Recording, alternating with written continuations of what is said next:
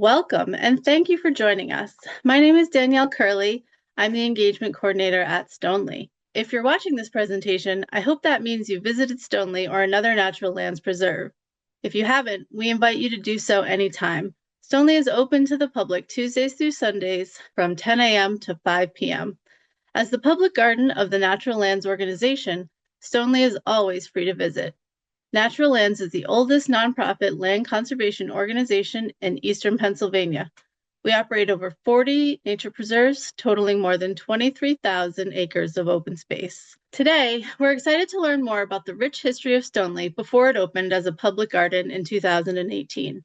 This presentation looks at Stoneleigh's influence through the lens of the women who both lived and worked here. Stoneleigh is pleased to partner with the Lower Merion Historical Society and Erin Betley to bring this presentation to you. What you're about to hear is the result of years of thorough research by Erin and her colleagues. The timing of this couldn't be better, as Natural Lands is preparing to acquire 10 additional acres to expand the total size of Stoneleigh to 52 acres. These 10 additional acres are part of a parcel of land known as Oakwell, which Erin will be discussing in much greater detail. The conservation and acquisition of Oakwell was only possible through a huge outpouring of community support for saving open space and the historic structures of that property.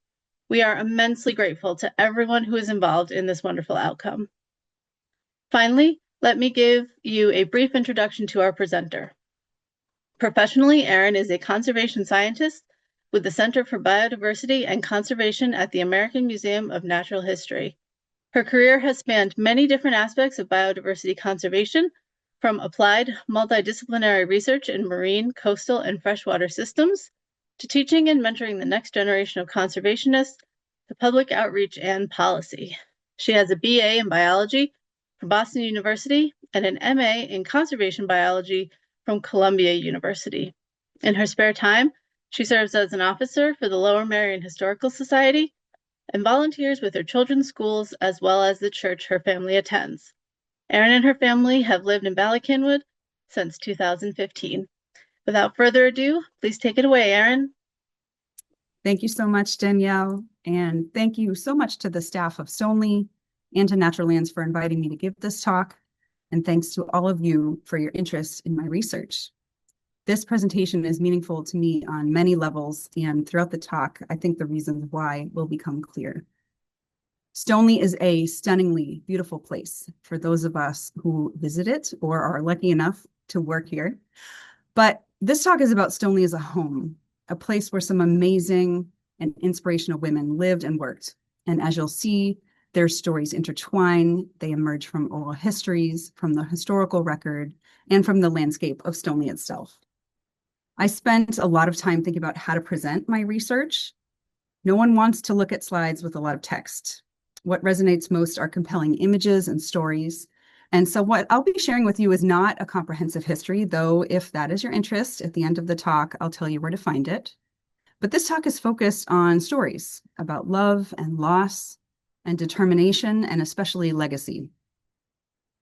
So here I'm showing you photos of some of the women we'll get to know, starting from the bottom. Anastasia, Louise, Cara, Eleanor, Phoebe, and Wilhelmina. I am very aware that some of the women we'll talk about are within living memory and beloved by people who are watching this presentation. For those of you who are seeing someone you loved in this presentation, there are, of course, limits to what a researcher can find out about a person and their many dimensions. And so if you're comfortable sharing, I would love to hear your stories. And at the end, I'll share my contact information. Let's start with the magnificent place that is Stoneleigh as you know it today. Many of you probably have images like this on your phones, just like me. These are from a few winters ago when the historic stone structures of Stoneleigh get their chance to shine. You see the house, the stone pergola, the lich gates, Catalpa Court are a few highlights. And then, of course, there is Stoneleigh in bloom, which can take your breath away, as it did over 100 years ago.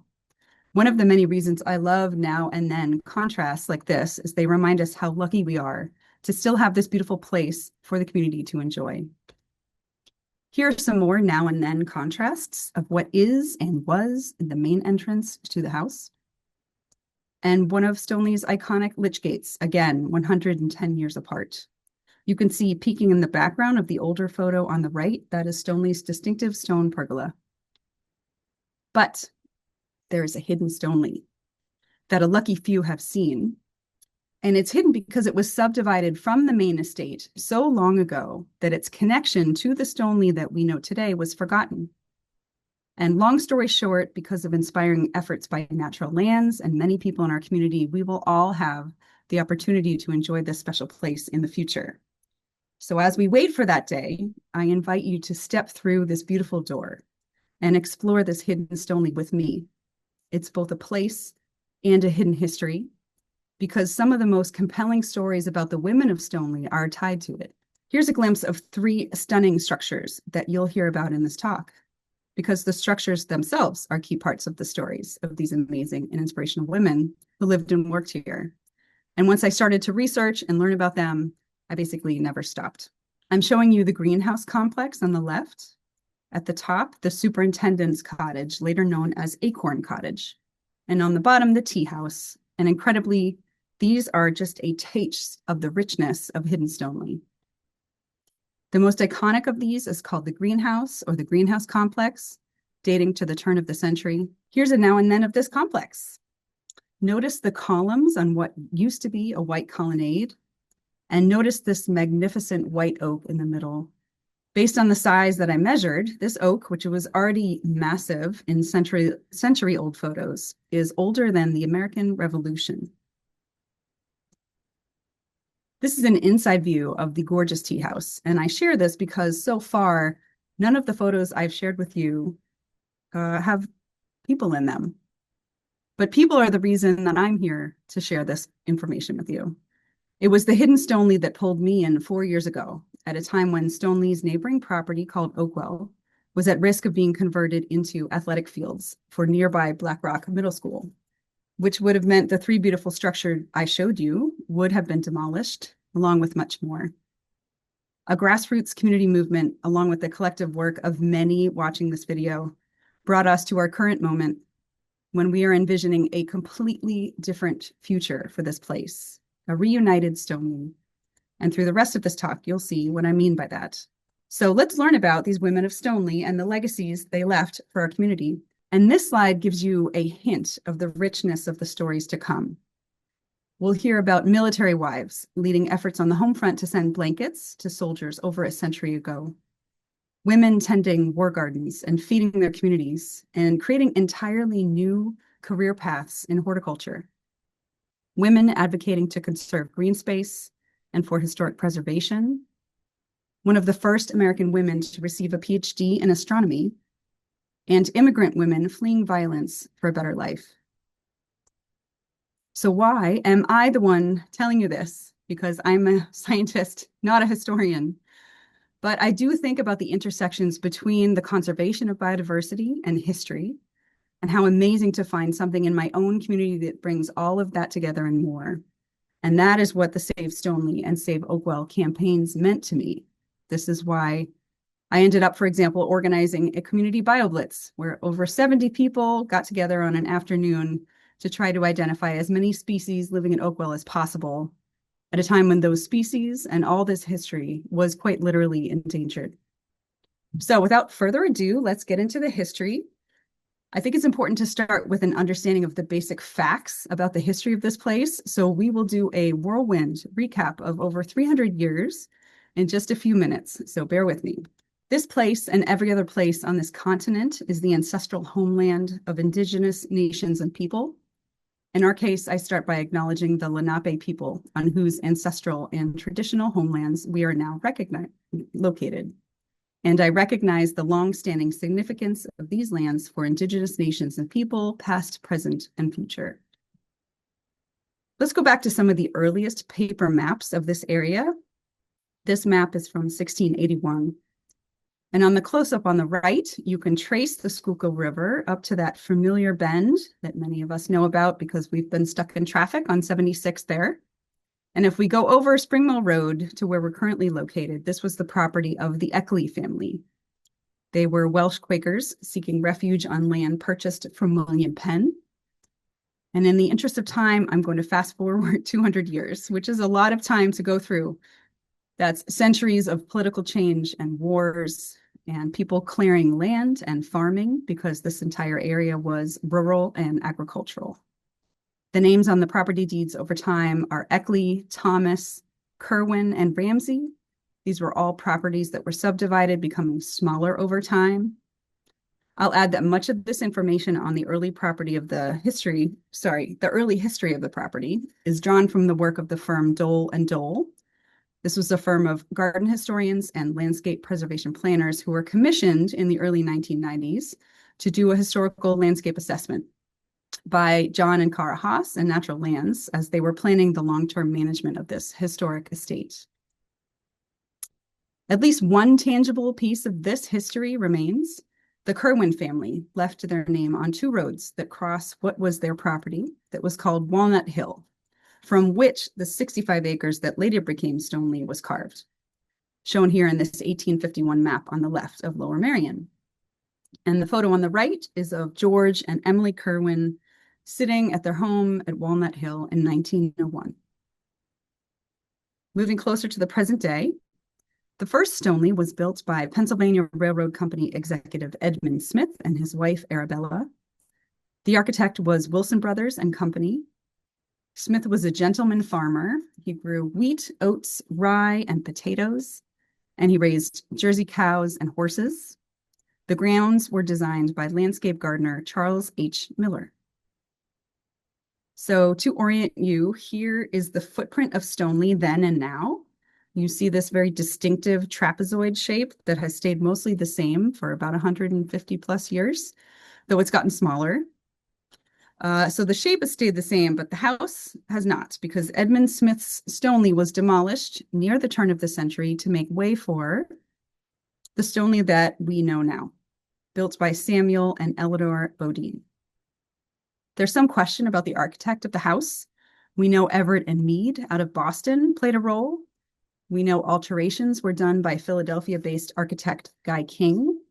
And some historians think that perhaps Philadelphia-based architect Frank Miles Day might have also been involved. This is an active area of inquiry for many. Samuel Bodine was head of the United Gas Improvement Company, and he did a lot of other things, supporting education, horticulture, soldiers, veterans. His wife Eleanor was a supporter of the arts, of working mothers and children, much more on her to come. Their attention to detail extended to the grounds. Early on, they commissioned landscape architects Pentecost and Vitali to redesign Edmund Smith's gardens. But then in 1908, they made the switch to the premier landscape architects of the 20th century, the Olmsted Brothers, who landscaped the property through the 1950s. About 100 years ago, the 65 acres of Stoneleigh began to be subdivided, most notably when Samuel and Eleanor's son William built his estate called Oakwell, presumably because everywhere you turn in this part of the property, there are oaks. The Bodines lived in a beautiful Tudor mansion designed by architect William Wayne in the northwest corner of Stoneleigh. Then in 1935, the Bodine family sold Stoneleigh to entrepreneur Otto Haas and his wife, Dr. Phoebe Haas. Here are some images from atlases giving you a sense for how the property's shape continued to change and a taste of the development that started to surround it on all sides. And we carry through to 2016 when the Haas family gifted Stoneleigh to Natural Lands to create the 42-acre property we love so much. So let's meet these fascinating women. And we begin with Eleanor Bodine, who is the central character in much of what I'll share tonight. These are the few known images of her throughout her life. The portrait that's hanging in Stoneleigh right now, you can see it when you visit the house. An image from a Bodine family album with her 3 children, Eleanor, William, and Louise, and one later in life. At least to me, I got a clear sense of her presence from just these few images. Here's the then and now of the portrait of Eleanor that hangs at Stoneleigh. The Bodines and Stoneleigh show up a lot in newspapers of the time. They were active philanthropists. For example, this is coverage of a fundraiser they hosted for a nursery school. But what emerges most strongly about them has a horticultural theme.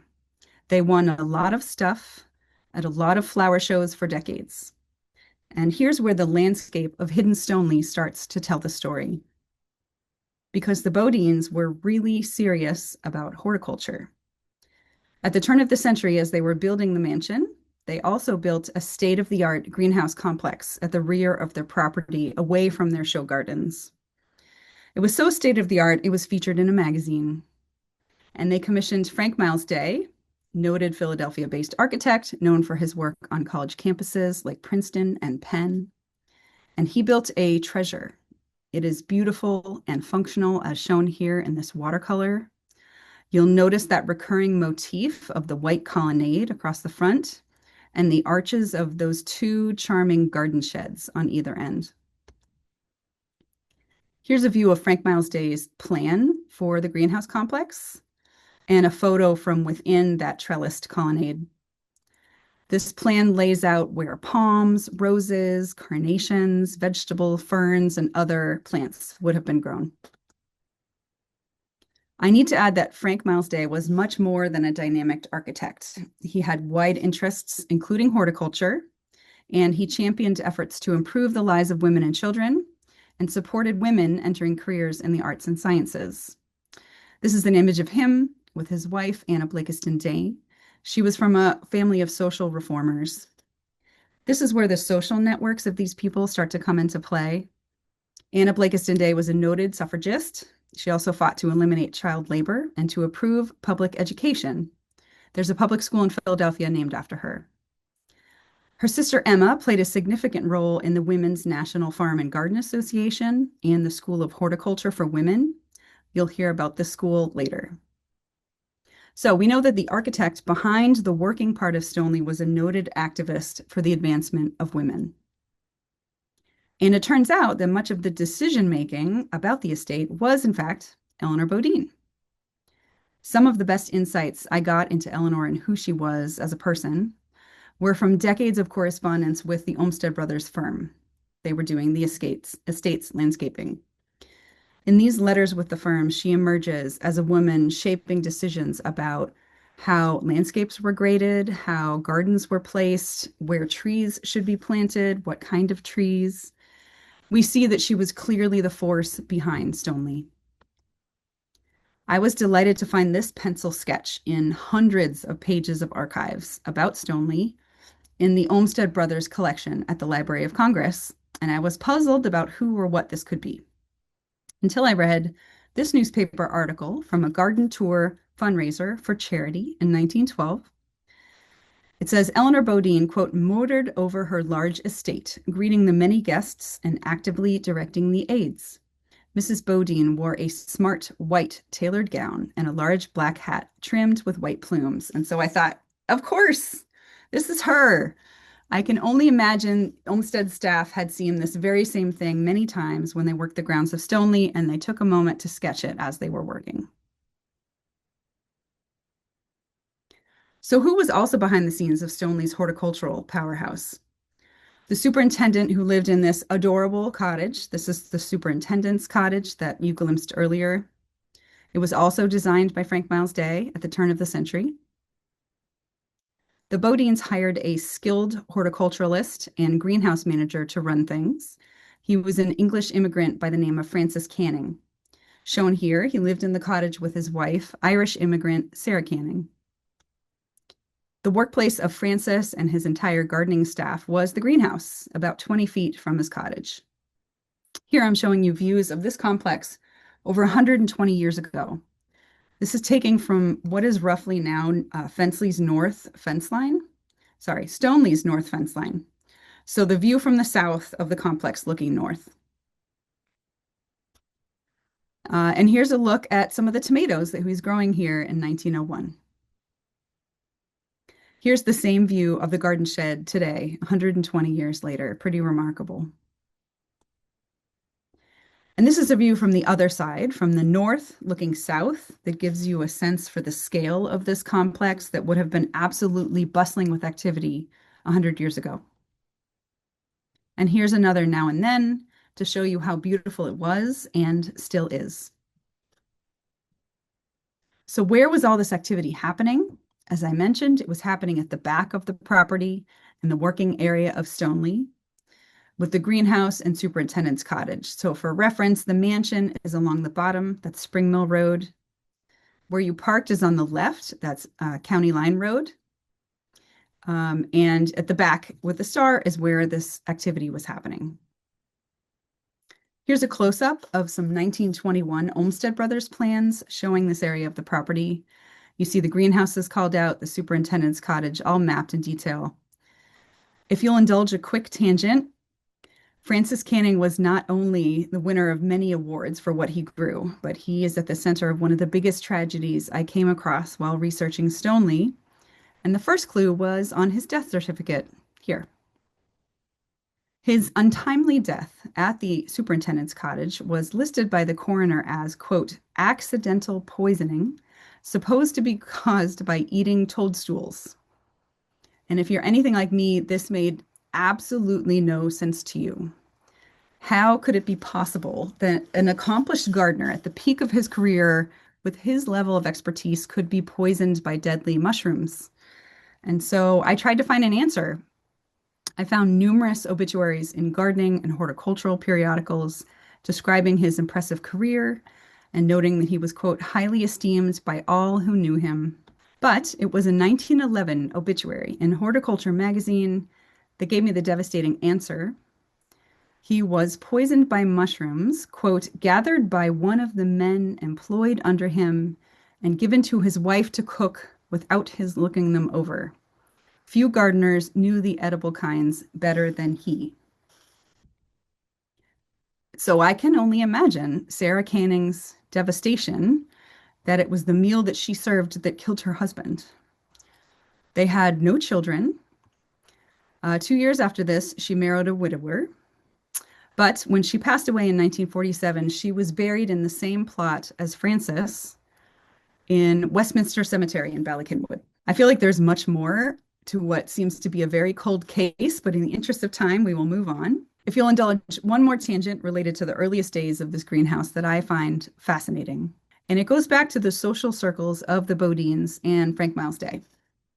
I can't give this talk without mentioning the architect's support and patronage of what were called the Red Rose Girls.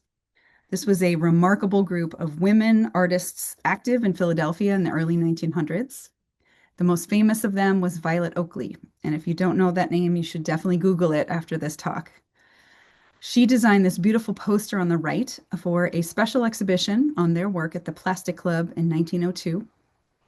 As you can see in this image on the bottom of the four women, the four Red Rose Girls, the poster is in the background, and you can see that they are reenacting the scene of a woman watering roses with this absolutely beautiful backdrop. So what does this have to do with Stoneleigh? Well, the Red Rose Girls were neighbors of the Bodines, literally a few properties down Spring Mill Road from Stoneleigh. You can see here called out on the map. And this poster was created just after Frank Miles Day built the greenhouse complex at Stoneleigh. And I'll say I'm sure there were many pergolas and colonnades in this area, but it's well known that the Red Rose Girls drew their inspiration from their surroundings. And my eyes can't help but notice the similarities between this gorgeous poster and the design by Frank Miles Day, shown on the left. And the final piece of this tangent, this gives you a sense for the kind of art these women produced. Beautiful scenes of children and families and gardens, absolutely delightful illustrations. And then this photo on the right that stopped me in my tracks when I saw it, and you might wonder why. Because here at the bottom is a photo that I took from what remains of Stoneleigh's original greenhouses. The similarities are remarkable. So back to Eleanor. We know the Bodines were passionate about horticulture, but now we come to the part of their story that captured my interest and never let go. What I'm showing you here is the first evidence I saw that indicated that Stoneleigh's history was hiding something truly special. And I'd like to mention that it was Kathleen Alpenaup of the Lower Merion Conservancy who first came across this evidence. In 1920, Eleanor Bodine placed this ad in the bulletin of the Women's National Farm and Garden Association. She was offering, quote, an opportunity to 6 women who have adopted gardening as a profession to supplement their theoretical training by the practical training of actual work in greenhouses and gardens under her capable superintendent, Mr. Alexander McLeod.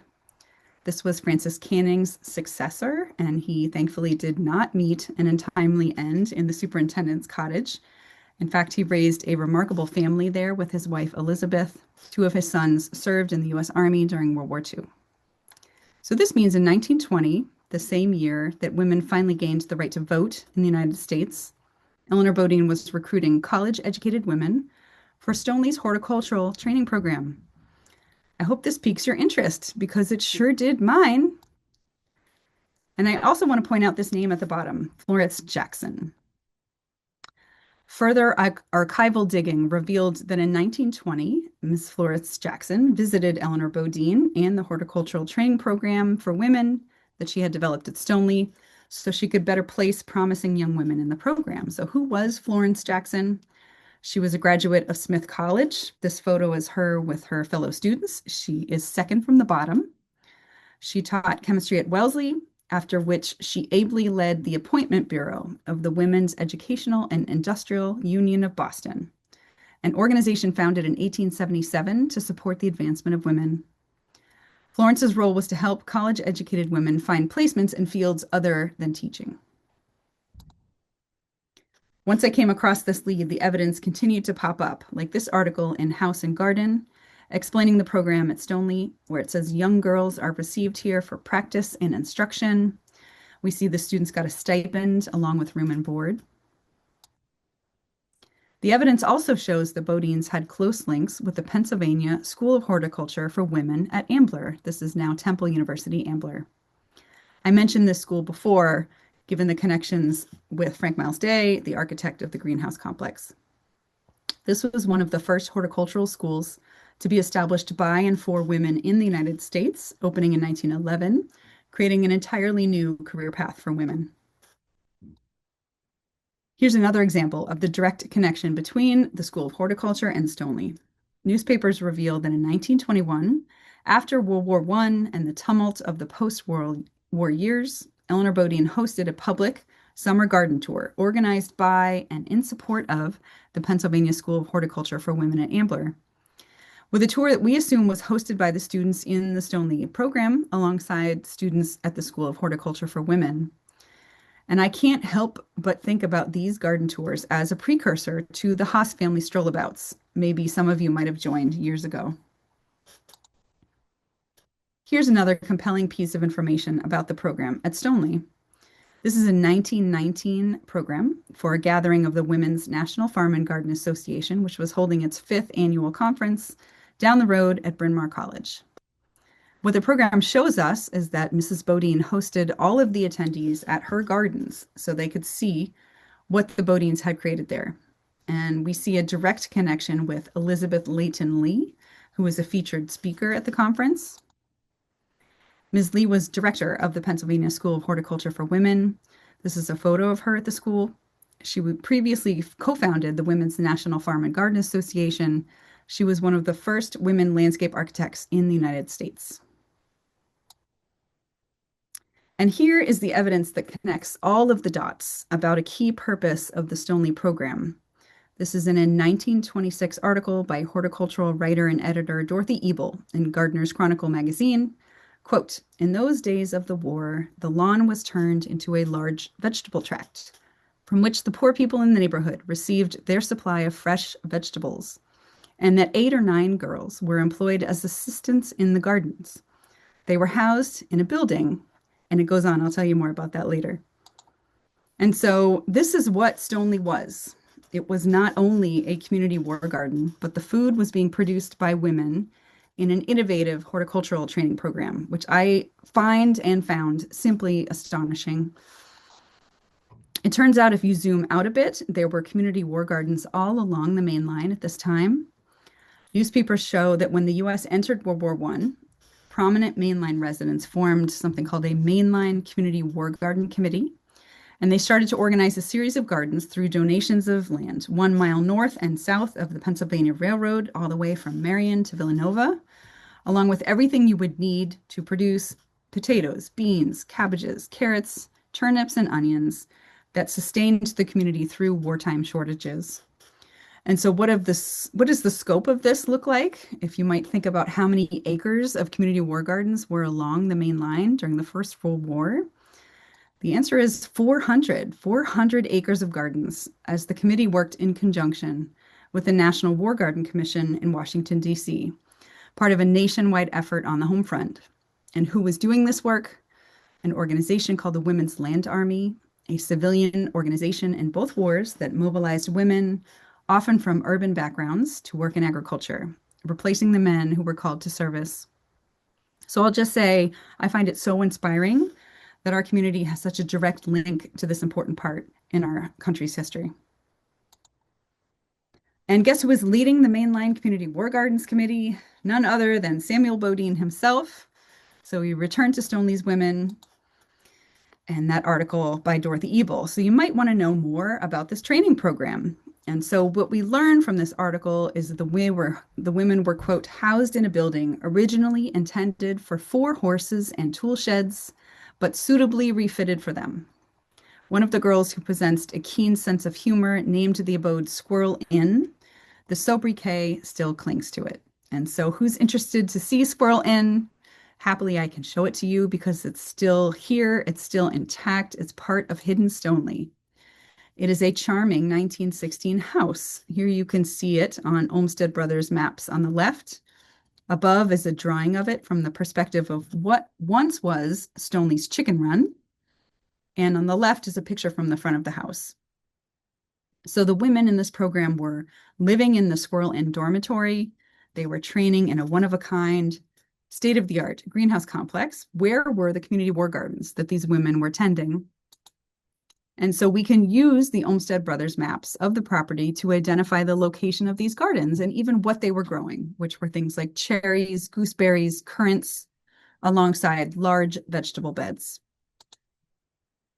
I used Google Earth to estimate the size of the food-producing gardens at 2.5 acres for the main gardens that were south of the greenhouse complex, and then another full acre across Spring Mill Road. So if you go there now, out to the edge of Stoneleigh, where there's a fence and there's a large area of towering conifers, this is what remains of the Haas family's Christmas tree plot 80 years later. You'll see this flat landscape that once fed our community lying dormant. And this is a picture here that I took from the Oakwell side. And it's not hard for me to imagine the bounty that was growing here and the women who were doing the work. So who were these women? I have only been able to identify one so far. She's Wellesley College student Wilhelmina Josephate. She was training at Stoneleigh in 1918, living in Squirrel Inn, and growing food in its gardens. And so where did these students likely relax? In Stoneleigh's stunning turn-of-the-century brick tea house. This is right next to the greenhouse. Here's a photo of it from 100 years ago, and more recently, it is and was a natural gathering place on the property. Amazingly, there are still 2 traces of this food production still here with us.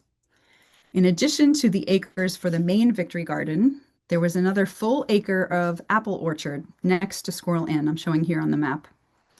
In the correspondence with Olmsted Brothers, there are numerous references to this orchard and, quote, Eleanor's apple trees.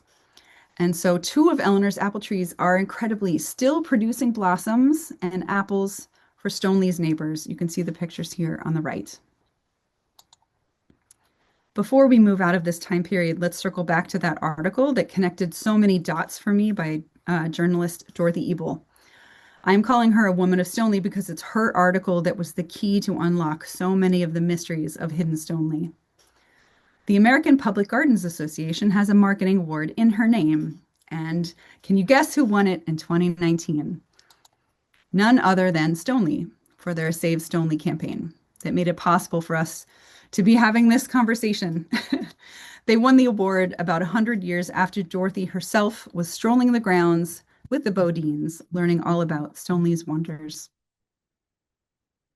Let's explore the stories of other women of Stoneleigh, starting with the Lady of Oakwell. Here I'm showing you where the full estate of Oakwell was after 1920 relative to the rest of Stoneleigh below. You can see its distinctive door knocker and a wooden sign that used to mark its entrance from County Line Road, just past where Stonelegh's parking lot now is. Angela Forney Bodine was born into a distinguished military family. She married William Bodine, and her 4 children were born between 1916 and 1921. Her husband, William, who was the son of Eleanor and Samuel, was called to military service when her oldest son was only 3 months old. William was a highly decorated soldier during World War I. His sons also served with distinction, and the family continued the Bodines' intergenerational support of military families and veterans. Angela lived at Oakwell until her passing. So, who were the people serving all of these families, doing the cooking, the cleaning, the washing, caring for children? Here's one of them, Anastasia, or Annie Thader, the nurse who cared for Angela Bodine's 4 children at Oakwell. She was a German immigrant. She lived in Oakwell's servant quarters with her mother, Martha, who was Oakwell's cook. This photograph shows her at 26 years old from her 1930 naturalization paperwork. Both her petition and her mother's petition for U.S. citizenship in 1934 required them to renounce the German Reich. You can see that right here. In 1930, the census shows us that Annie and Martha were living with 16-year-old Irish immigrant Celia, or Cecilia Kennedy. She's listed as a chambermaid along with Oakwell's waitress, who was her cousin Margaret Rogers. When Celia arrived at Ellis Island in 1929, she listed as her contact her aunt, Nellie Rogers, who was the waitress at Stoneleigh. After Annie's time at Oakwell, she married a local machinist. They had 2 children, numerous grandchildren and great-grandchildren. But tragically, both Annie and Martha passed away within 1 day of each other in 1967. Anastasia after a long illness, and just the day before, her mother, Martha, was fatally struck by a car. They're buried together at a cemetery in Lansdale. I am fascinated by the women whose stories are lost to time and to memory, with the only traces of them being in documents like the census. And so I compiled these data on all the staff and all the family members who lived at Stoneleigh or Oakwell between 1850 and 1930. So this is almost 50 people, which of course doesn't count people who didn't live there, even though they worked there, or whose employment didn't overlap with the census year. And there's even gaps within the census itself.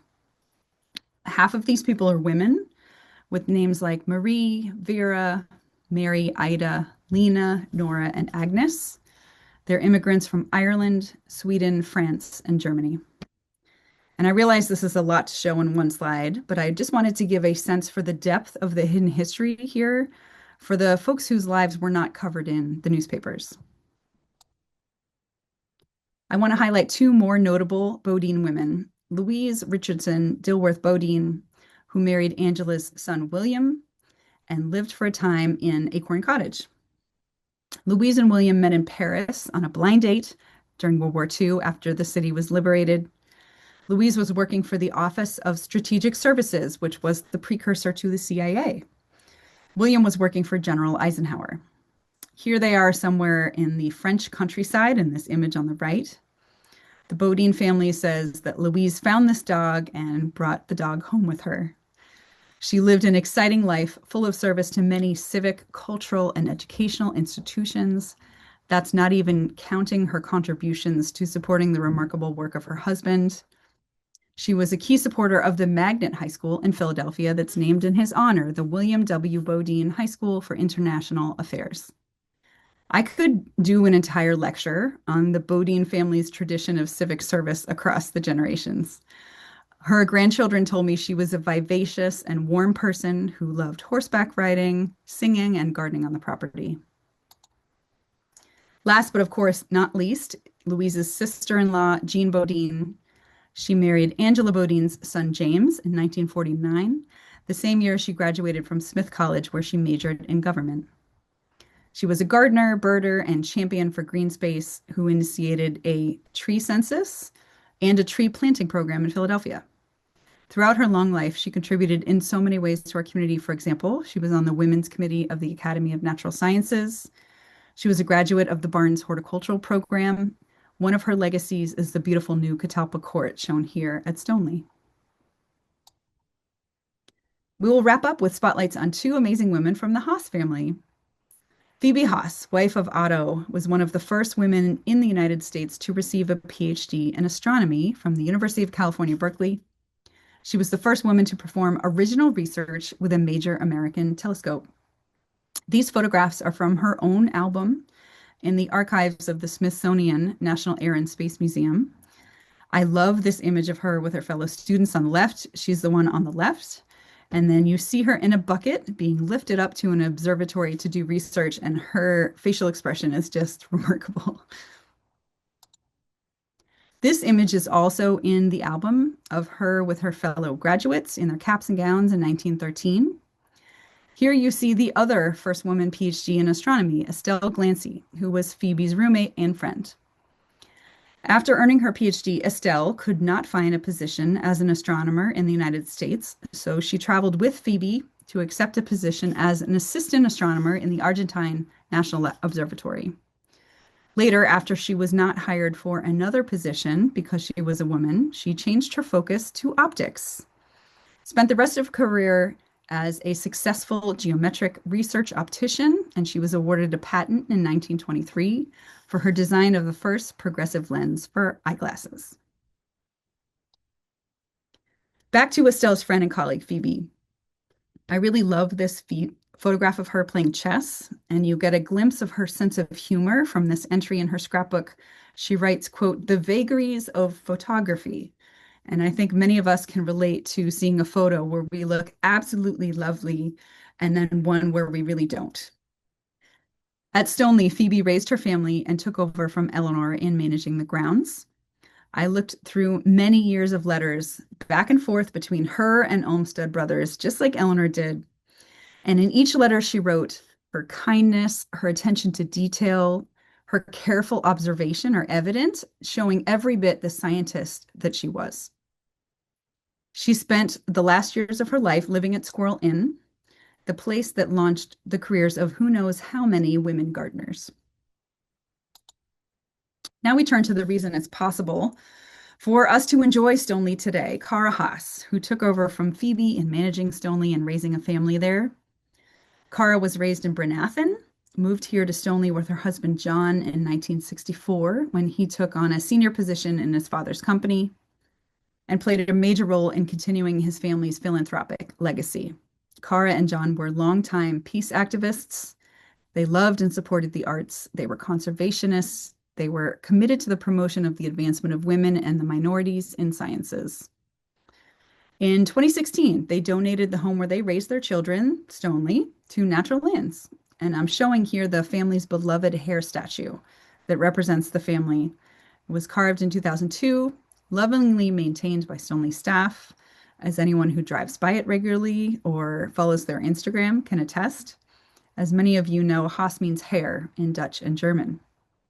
Cara's longtime friend and neighbor at Squirrel Inn remembers her sweet and fun-loving nature, always baking chocolate chip cookies for the neighbors' children before Halloween, and sharing news about what was blooming in the gardens. Speaking of Cara's longtime friend, we end with this friend, Kelly. Kelly is a model, actor, and writer. Her home is Squirrel Inn, which was Phoebe Haas's home in her later years. Squirrel Inn is a place Kelly has loved and cared for decades as a cherished neighbor of John and Cara, and where she raised her own children. In many ways, she was the force behind the grassroots campaign to save Oakwell. She spoke up at numerous township meetings. She worked strategically behind the scenes. She spent hours at the weekly Save Oakwell protests outside Lower Merion High School. She's a generous supporter of our youngest student activists who followed her example and bravely spoke up to make change. And speaking of those activists, before my thank yous, I want to show you some other women and men of Stoneleigh, some of the women who gave so much of their lives to fight for this special place. Students in Lower Merion School District, community members, and many of my friends. I want to end by thanking the folks who guided me and assisted me with this research. You are too numerous to name. but here are a few. Thanks again to Natural Lands and the staff at Stoneleigh. Special thanks to the Bodine and Haas families for sharing their stories with me and their photographs. And I'll end by saying how amazing it is that this one place has so much history. And if you want to know more, there's a one-stop shop with all the information you'll need. That's growoakwell.com. And here's my email. I'd love to hear from you with questions, with stories, anything you'd like to share. I welcome it. And with that, I close the presentation. Thank you, Erin. That is the second time I've heard this presentation, and I just can't wait to learn more. We did present this in person recently. We thought we would close out by sharing some of the questions that we got during that in-person presentation. So you mentioned along the way that there's lots of other, research questions or sort of rabbit holes that you might kind of fall down. So what are some of the research questions that you're still really interested in exploring regarding Stoneleigh and Oakwell? What I have found is that every time you start to answer a question, there's another question, which is wonderful. It's a wonderful issue to have as a researcher. And so some of the key areas are more information about, who's behind some of these structures. We have information about who some of the architects are and the work that they did, but there's a lot of questions still about who was responsible for what and when it was built and why it was built. And we have a lot of sources of information that we can use in the historical archives to try to pin those things down. And I think that will be helpful for us just to understand more about the growth of the property and why things changed over time. Another active area of research is understanding more about the women who were involved in especially the horticultural program at Stoneleigh. This is something that I have spent a lot of time in archives trying to find this information because we know for a period of many years that there were anywhere between 6 and 9 women living at Squirrel Inn, being trained there and moving on to careers. And so I am quite sure that there's more information in the archives about who these women are. I would love to find out more about how this changed their careers, where they went on to work, and what that true legacy of this program was. I think it's remarkable to me that this had been forgotten in our community. It was something that was such an important part of feeding the community during the First World War, but that was no longer in living memory to the point that people didn't know what that area of the property was. They didn't know that Squirrel Inn was a dormitory for women and what they were doing there. It speaks to the value of historical research and asking questions and following up on that, and then also the importance of oral histories within families. So, a lot of pieces came together from the historical archive, but a lot of pieces came from information within the families themselves about, their loved ones and what their interests were. And those are the kind of clues that can lead you into more answers. And so those are the two things. The other piece that I also feel passionate about is understanding more about the people behind the scenes in the homes who were doing the work, the cleaning, the cooking, the washing. You see traces of them in the census. You see on the architectural plans, you see where they were living. All the rooms that they had an entire wing in both Stoneleigh and Oakwell. And so that's a lot of people's lives who were touched by Stoneleigh, were influenced by Stoneleigh. That's a lot of potential oral history that could be out there in terms of people who know these people and are still live in the area and might have more information about this aspect of Stoneleigh's past that we can't really find out much from the historical record because there's just not much information about these people. So those are the 3 key areas. Well, you know where to find us when you have figured out some more. So speaking of like the structures and the history of the structures on the property, the tea house strikes me as a particularly unique building. The tea house was described as, a social gathering place. Do we have like a good understanding of what else maybe that building was used for? And also, are there other examples locally of buildings like that still exist? That's such a good question. Yeah, there's a lot of questions about it, to be honest. There's a little bit of question about who built it. There's a really good case that it was Frank Miles Day, and it was constructed maybe about the same time or after that he built the Acorn Cottage and the greenhouse complex because he worked so often in brick and the brick motifs in that tea house are so evident. However, we also know that around the same time that he was working, plus or minus a few years, the landscape architects Pentecost and Vitali were also redesigning the gardens in certain ways, and they were following the Bodine's vision. And so there could have been a collaboration. They could have played a role because the tiles They're called Ludovici tiles. The tiles on that tea house match the tiles on the lich gates in Stoneleigh. So they're the same make and same color. And so you wonder, there was a pile of tiles around and who was actually responsible for that design. But it's really unique. It has Asian influences. It has this recurring Greek key motif in wood around the outside. It also is a large complex. So there's the tea house itself, and then it's set within this big platform, this big brick platform. And so clearly it was a very important part of the property. It was set away from pretty much everything else. You would need to take a carriage or something to go across all Stonelegh's roads to kind of get out there. And so you do wonder, because certainly at the time when the women's program, especially in the World War I era in the 1920s, there was a lot of organizing being done by women, as you can see. And, a tea house is kind of a natural place for gathering and conversation of folks that you might be interested in organizing with. And so this is an active area to try to figure out, of all the things the Bodines were doing, who were they connecting with? What organizations were involved? And could the tea house have been a place where some of that organizing was happening? The question about other tea houses, yes. So that was another active area of inquiry, is to figure out what other tea houses looked like this and who built them and where were they. I have found several examples, both by Frank Miles Day and Pentecost and Vitale, that look kind of like it and were built about the same time and served a similar purpose in terms of anchoring a beautiful garden design, and having a place that naturally had some gathering space and some protection from the elements and all of those things. And so that's certainly one active area. And I'll mention the Olmsted brothers also built tea houses similar to this. So the neighboring estate was called Claremont. This was a Clothier family estate. It's now what has become Black Rock Middle School, but that estate had two beautiful tea houses. And there are photographs of those, both of those tea houses. We can see, you can see a little bit about what they look like in the landscape and get a sense for kind of, what Stonelegh's tea house might have looked like in the place when it was landscaped according to Pentecost Vitale and Olmsted Brothers approaches. Amazing. Yeah. Well, I look forward to hearing more then. I love to imagine that it was like the tea house was the setting for like amazing like lawn parties where women were discussing, earning the right to vote and and earning their Exactly. own income. Amazing. Exactly. And it was certainly something that the Bodine family, they have family pictures extending decades. And a recurring thing is you always see the tea house in the background. Like you always see them using that beautiful area of the property for family gatherings, for social gatherings, for all the wonderful causes that they worked in. There's no question that there's a power to that structure, but also its purpose within the family and why it was built and how it was used.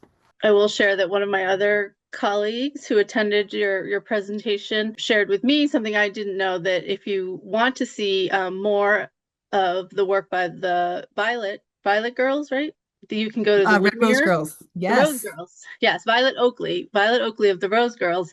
You can go to the Woodmere Museum in Philadelphia. Is there any other like local places you would suggest visiting, or like books to read if you're really just hungry for more right now? Anywhere else you would direct people to? Yeah. Oh, that's such a good question. Yeah, certainly the Woodmere Museum. They have an amazing collection of her paintings and sketches, and there's also an entire section of the website that is painting sketches. They don't know who the people are, and so they've asked the public to actually reach out and be like, "Oh, I know who this person is." Oh, wow. And so, yeah, the Woodmere Museum is a wonderful resource. And I would say, anytime you visit the, State House in Harrisburg, Violet Oakley designed the amazing, stunning murals. If you walk into the buildings, they're absolutely stunning. So her work is pretty well represented and easier to find. The work of her fellow artists is not as easy to kind of come across and see. Most of it was published in magazines and illustrating books and things like that. And so there's certainly catalogs of some of those examples that are out there. There was an exhibition at Villanova recently on the Red Rose Girls and pulling together their body of work, but also the amazing story of how they came together at that particular time, at a time when women needed to support each other in these alternative careers, and how they kind of broke the mold in terms of living in the Red Rose Inn together. And after they were no longer to kind of live in that area right down the street from the Bodines. They moved to another place that was designed by Frank Miles Day in Mount Airy. It was called Cogsley, and that's still available if you wanted to go see Cogsley. It's still around. There's a historical marker for Violet Oakley out in front, and so it gives you an example of the close connections of these women to Philadelphia. A lot of, as you saw, a lot of the recurring motifs of the things they painted were places in and around here, were people that they knew. And so their social circles and the work that they did and how it influenced, generations of future artists, I think is a really interesting thing. So I would certainly do that. In terms of if you're interested in other things, a lot of the maps and atlases and Olmsted Brother plans, they're all fully digitized and available from the National Park Service. Pretty easy to find. Other kind of architectural information is that the Athenaeum in Philadelphia, the Historical Society of Pennsylvania also has really rich archives. And so I would say if you're interested in learning more, there's plenty of opportunities to go and see things that are still around. And then if you're interested in digging into some archives, there's plenty of resources available for that. And I would also say if anyone's interested, I love to hear all these things too. So I would love if folks could share that information. I think it's a really amazing opportunity to tell the story of Stoneleigh and how it influenced our community through time and how it connected with all these interesting things happening in and around Philadelphia over that time. And so, you draw people in with the beauty of Stoneleigh, and then there's an opportunity to share so much more about what it all means.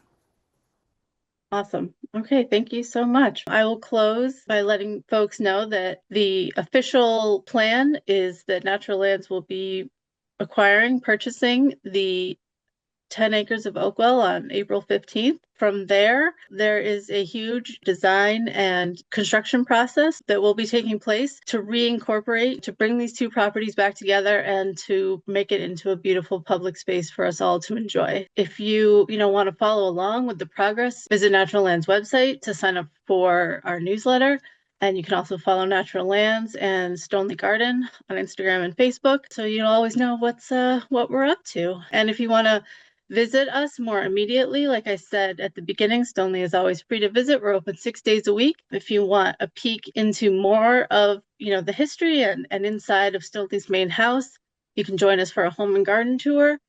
We have those 2 Saturdays a month, starting in April through early November. So please visit the events page of our website, and we'd love to see you in the garden.